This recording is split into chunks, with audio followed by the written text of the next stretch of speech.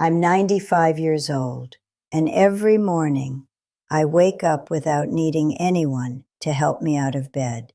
No caretaker, no nurse, no one reminding me what to do, just me and another sunrise.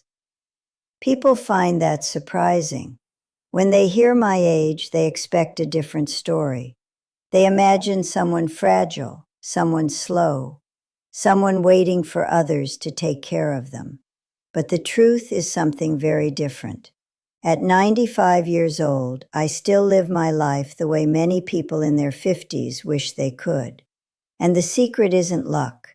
It's something I started doing every single morning many years ago. Something simple, something most people completely overlook. The first 5 minutes of my day. My morning starts before the sun fully rises, not because I force myself, because my body wants to. When you treat your body well for decades, it learns a rhythm, and my rhythm begins around 5:30 in the morning. The first thing I do isn't check a phone. I don't turn on the television, and I don't rush out of bed. Instead, I sit up slowly. I place both feet on the floor, and I take 3 deep breaths. Deep, slow breaths. At my age, breathing deeply reminds my body that I'm still here, still alive, still moving. Then I stretch my arms toward the ceiling.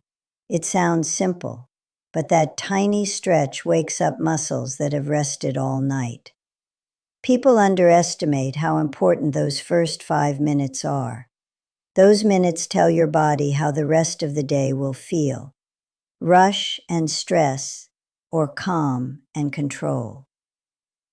Movement before anything else.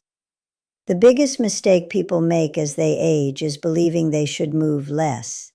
That is exactly backwards. Movement is what keeps the body alive. So before I make coffee, before I eat breakfast, I move. Nothing extreme. I'm not running marathons, but I do something every single morning. First, I roll my shoulders slowly, 10 times forward, 10 times backward. Then I gently bend at the waist and touch my knees, not my toes. At 95, touching your knees is victory enough. Then I walk around my living room, back and forth, for about 5 minutes. My joints loosen, my muscles wake up, and suddenly my body remembers how to be alive again. Movement is medicine, and the best part? It's completely free. The morning drink that changed everything. Now here's something people always ask me about. Do you take lots of medicine? No, I take care of myself, so I need less medicine. And one of the habits that help me the most is something I've done for almost 40 years. Every morning, I drink a large glass of warm water. Not coffee, water. Your body spends 8 hours sleeping without hydration. So when you wake up, the first thing your body needs isn't caffeine. It's water. I add a small slice of lemon. That's it. Nothing fancy. But it wakes up my stomach, it wakes up my organs, and it prepares my body for the day. People underestimate the power of simple habits, but simple habits practiced for decades create powerful results. The 10-minute rule. Here's another habit that helped me stay independent. Every morning I give myself 10 minutes of quiet. No noise, no distractions, just silence. I sit by the window with my warm water, and I watch the morning arrive. Birds moving through the trees, the sky slowly getting brighter, the world waking up. Those 10 minutes remind me of something important. Life isn't a race, it never was. But most people spend their lives running like it is, and by the time they realize the truth, they're already exhausted. At 95, I've learned something most people forget. The slower you move through life, the more of it you actually experience. The breakfast that keeps me strong. Now let's talk about food, because this is another place where people go wrong. They think aging means eating less or eating whatever is easiest. But the body still needs good fuel. So every morning I eat a breakfast that gives me strength. Nothing complicated. Usually eggs, some fruit, and whole grain toast. Sometimes oatmeal with nuts, protein for the muscles, fiber for the stomach, and natural food instead of processed junk. I didn't follow strict diets. I simply followed common sense. Eat real food, not food that comes from a factory. And I've been doing that for decades. Why I still make my own bed. After breakfast, I do something that might seem small, but it matters more than people think. I make my bed. Yes, at 95 years old. I make my own bed every morning. Why? Because it reminds me that I'm still capable, that I still run my life. Independence isn't one big action. It's hundreds of small ones.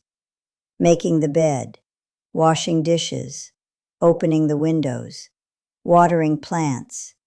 Each task tells your brain something powerful. I can still take care of myself, and that belief is incredibly important.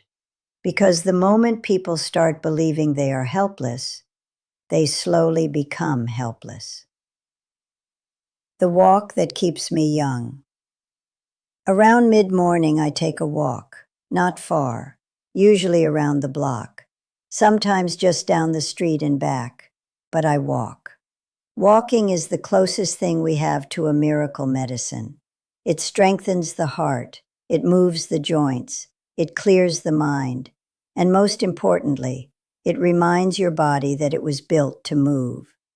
I see people my age who stopped walking years ago. Their bodies stiffened, their energy disappeared, their independence slowly faded. But the people who keep walking, they keep living. Movement tells the body, we're not done yet. The real secret. People often think there must be some special trick to staying independent at 95. But there isn't. There are only habits, small habits, done consistently over many years. Drink water, move your body, eat real food, stay curious, and keep doing things for yourself as long as you can. Independence isn't something you suddenly gain at old age. It's something you build every day of your life, brick by brick, habit by habit, morning by morning. What most people get wrong about aging.